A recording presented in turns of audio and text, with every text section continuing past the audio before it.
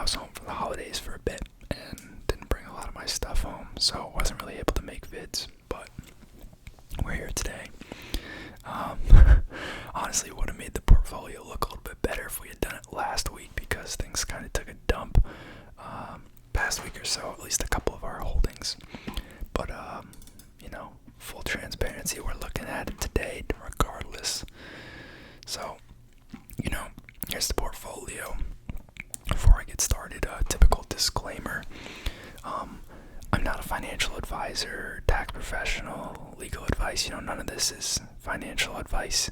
I'm not telling you to buy or sell any of this stuff. This is just for entertainment. This is what I'm doing, me. And the stock that we're going to talk about later in the video, which I'm probably going to be picking up for the account. I'm not recommending you buy it. Do your own research and consult professionals, make your own decision. But this is the portfolio as of right now. So you can see we still have a couple holdings that are up pretty decently, but we also have a couple that are down pretty big. So that's why the portfolio doesn't look as good.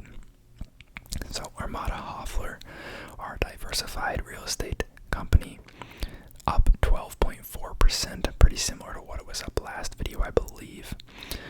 We actually just received a dividend from them a couple days ago, which was pretty sizable. Medical Properties Trust, up 8% on that. That was a pretty recent pickup, so it's nice to see that kind of run up. That's a pretty high yielder as well. MDC Holdings, and Medical Properties Trust, that's a hospital REIT. MDC Holdings, we got a home builder here, up a little over 4%. We've seen this one up a decent amount a couple times, kind of come back down. Community Healthcare, that's going to be like an assisted living REIT, up 2%, not much. Main Street Capital, up 1.7%. And that's the last of our positive holdings currently. They're a mid-sized BDC REIT, so they do lending to other corporations. And then as far as our holdings that are currently negative go, we have Agree Realty, which is a retail REIT. Camden Property Trust, which is a apartment REIT. This was also a recent pickup. We were up on it for a bit actually, and just kind of bit the dirt a couple days ago. Sunoco Products, this is a packaging components company, corrugate cardboard products for the food and medical industries, down 3.7%, but that was down more in the last video, so at least we're coming back a little bit. And then the big loser in the account currently is Hannon Armstrong Sustainable Infrastructure Trust. If you remember from the beginning, this was one of our biggest green holdings, and it's kind of turned the tides. That's the thing about these green energy plays. They're extremely volatile. Green energy was doing pretty good for a while there, and then it kind of crapped the bed the past couple of weeks, which is why we're seeing it down so much now. But disregard that total return at the bottom. We're not actually doing too bad. So if I pop open the spreadsheet we have going that calculates our returns, I've invested a total of $360 in the account so far, and its current value is $368.76 as of market close on Friday. So that's a total gain of $8.76. Now $2.39 of that is from dividends, which is pretty decent. You can see a list of all the dividends we've received over on the right. And then if we look at our XIRR, which is basically our return, adjusted for inflows and outflows of cash and dividends and such, we're looking at a return of 10.41% on an annualized basis. Now if we look at the non-weighted return, we're up 2.43%. So, nothing too big. As I was saying, it was up more. It was like in the 378 region a couple days ago. And we've just kind of had a bad couple days here. So hopefully take it up as an opportunity to pick some stuff up. Maybe dollar cost average into some of our holdings that were red in.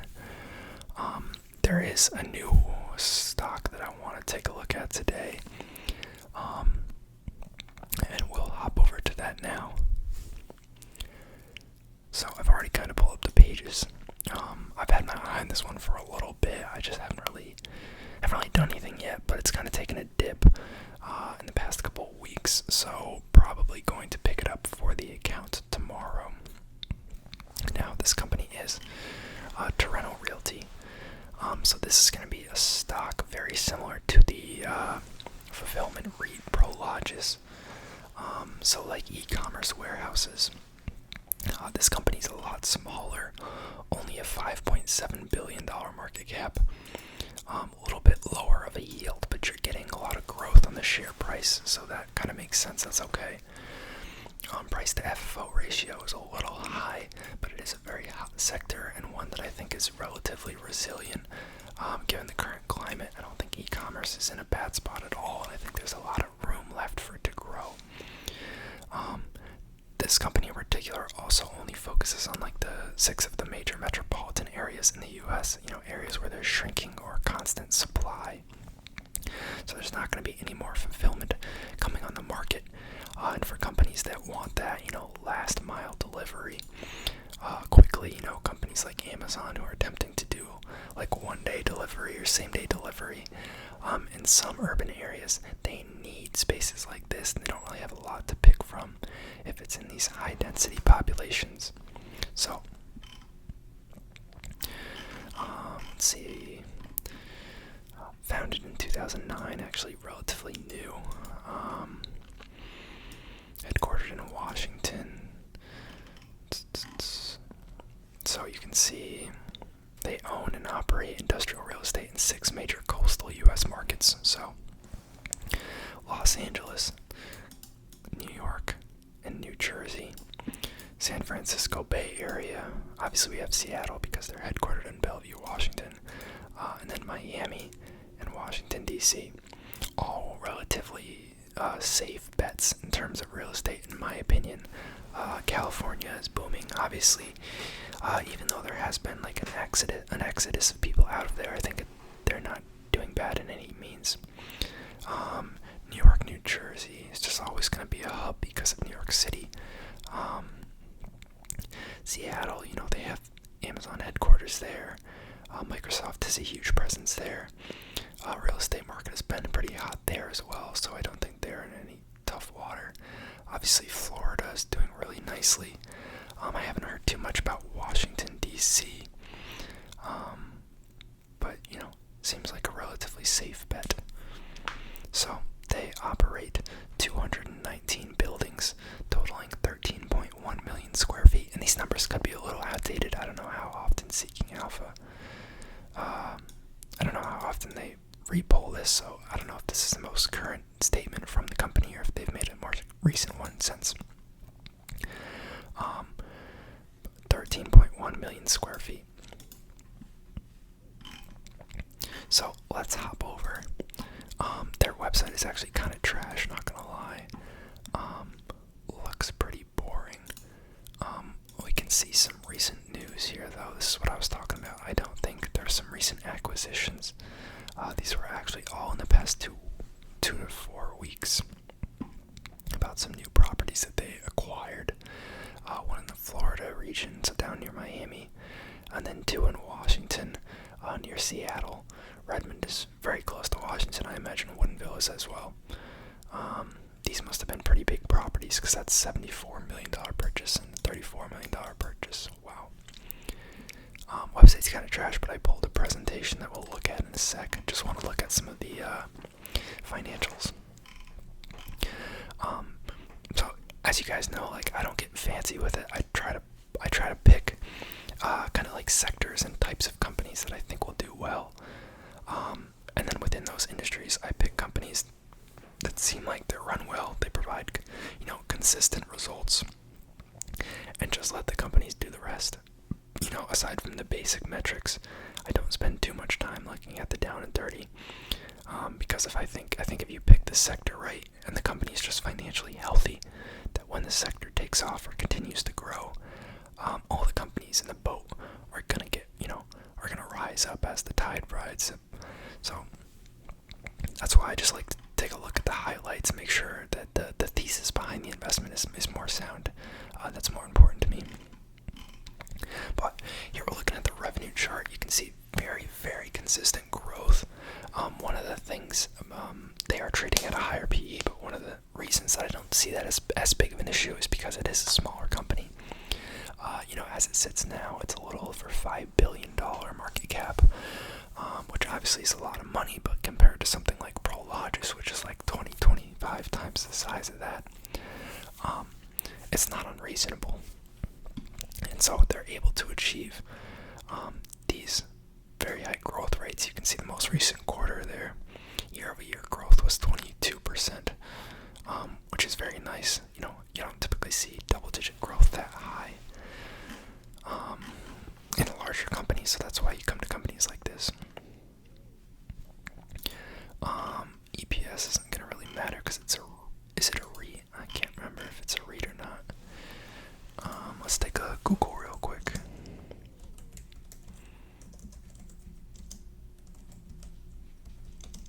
Is Toronto Realty a REIT? Yes, it is a REIT. You guys know I love REITs. I think in another life I'd love to own real estate. I just think it's too much of a second job to manage your own properties. I don't have enough time for that right now, or the money. But yeah, EPS isn't going to matter as much because it's a REIT. Shares outstanding. Obviously, we're going to see a slight increase, but they're growing it a lot slower than they're growing the revenue, which is nice to see. And I'd imagine the profitability is probably outpacing, 3 to 4% like we're seeing here in increases in shares. That's actually very low. So that's good to see. 2.47 billion in assets. That's growing much faster than the share issuance as well, which is cool. And debt, pretty manageable. Wow, only about 720 million in debt. That's not really increasing that much. It's actually decreased a couple quarters, especially during COVID, which is surprising. Cash on hand, we're looking at only about 70 million, but this is a smaller company and they have relatively low debt obligations as a result, so you can see they're holding about 10% of their total liabilities in cash. Not a bad place to be at. Take a look at their margins. We're looking at low 30s, high 20s, maybe even low 40s it looks like. Very neat, and those have kind of improved over time but are relatively constant now, which is great to see.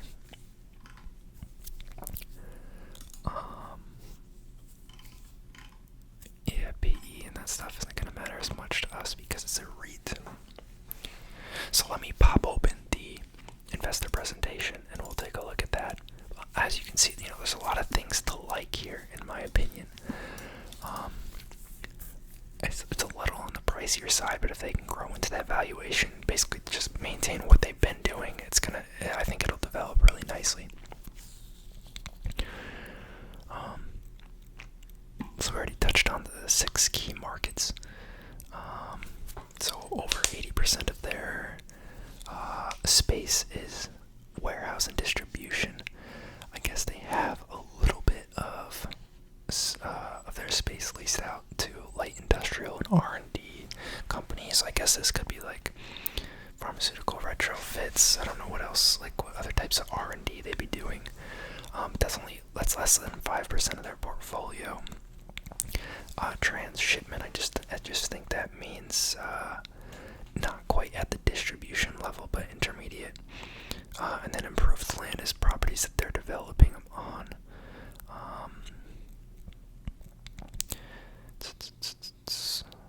Yeah, so you can see here the things they're touching on is that there's physical and regulatory constraints to new supply, with even shrinking supply in certain submarkets.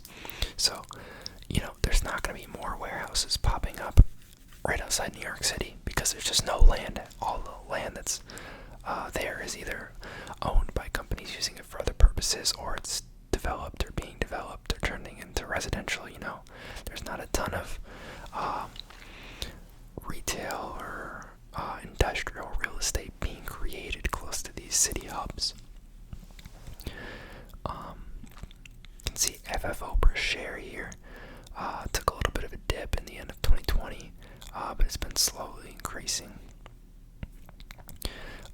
not too familiar with some of these acronyms, gonna be honest. Maybe that's same store net operating income. That'd be my guess. Yeah, I guess it's probably the same as that. They just abbreviated it because it was a longer word. Same store, I just assume means same property. Income growth. I'm not sure how that's growing so quickly, but maybe there's improvements or retrofitting that they're doing to properties for landlords. Obviously, I'm sure there's rent escalators built in to pricing, but definitely not at that high. In Q3 of 2021, they acquired $167 million of property, with a total for the year of $444 million. So, they're definitely looking to expand and grow. That's where they're getting those high revenue growth margins out of. Just touching on some debt that they secured at rather low rates, 2.41% and 2.38%. Cash rents on new and renewed lease commencing during the three blah blah blah increased approximately 35%. That's pretty high, but I guess that's not a huge portion of their square footage. Kind of low tenant retention, but coming out of the pandemic, I guess that's not unheard of, especially with the rate. If prices are really increasing that much, could be squeezing some smaller tenants out and bringing in bigger tenants like Amazon who have the money to bankroll that kind of thing.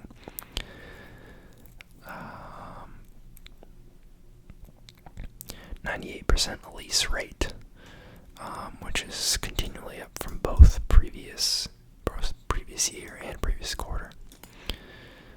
That's nice. That's nice.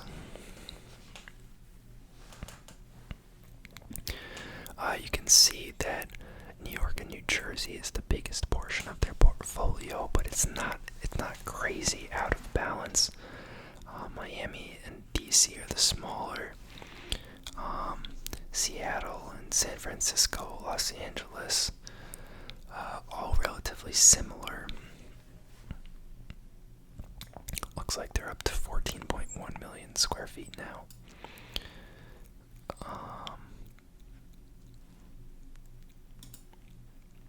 415,000 square feet under redevelopment. Wow, that's a lot.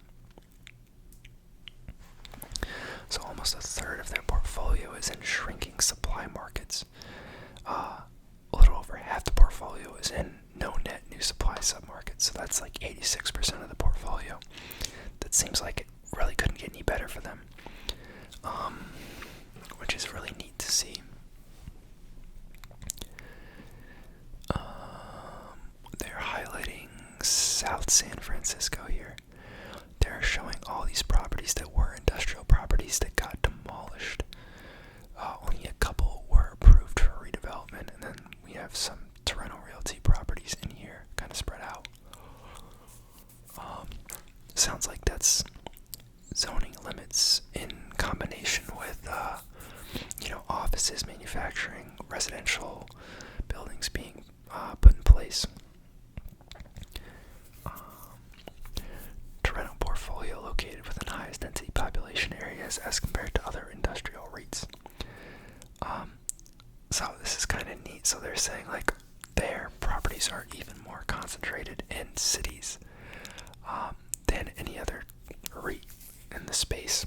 I kind of touched on that earlier with saying that Prologis, they're not concentrated on major cities. They have properties in, I think, probably all the states in the U.S. for the most part. I'd have to go back and look, but definitely more than the 6 or 7 that TRNO operates in.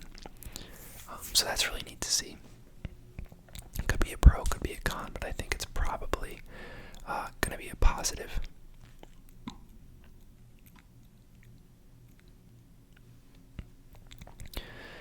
Here we see they're highlighting areas where they're expanding. I guess these are all new properties. It's gotta be, yeah, if they're just referring to it by address. So you can see in Meadowlands, northern New Jersey, which is, a feeder to New York City. And then we have SoDo, Seattle, Washington.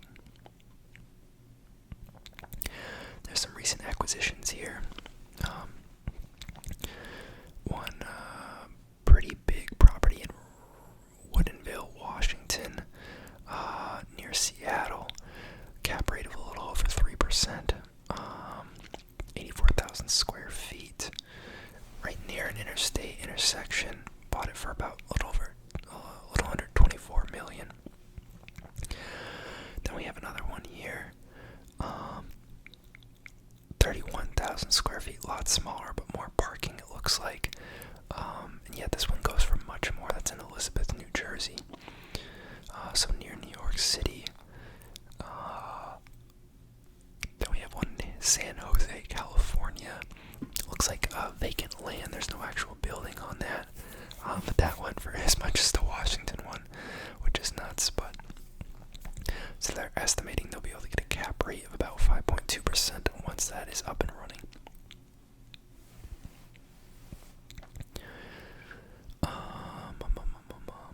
So they're saying they sold some properties, so they're leasing and redeveloping properties when they see fit.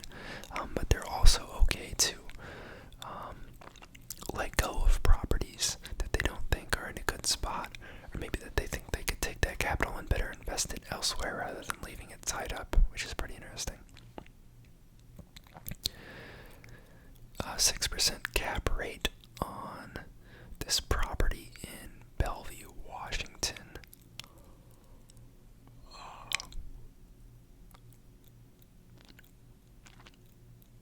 I guess they ended the original lease with tenant and signed a new one at a better cap rate. Not sure why the tenant would agree to that, but I probably just don't understand that fully. Another one there. No annual cash bonus plans for CEO and president, with their long-term compensation paid solely in stock. Pretty neat. Although probably not uncommon for a lot of public companies. 2.4% of outstanding shares is owned by senior management and board.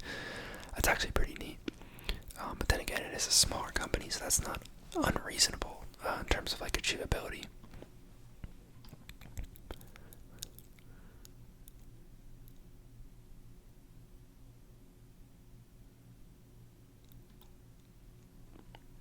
Let's see if there's anything else.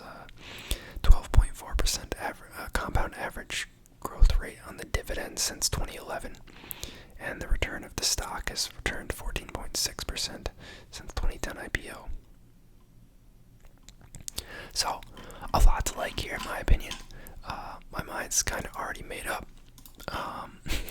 It kind of was when before I shot this video, I just kind of wanted to run through it with you guys, but this has kind of just solidified it further. Biggest concern, e-commerce is hot right now. Valuations is a little inflated.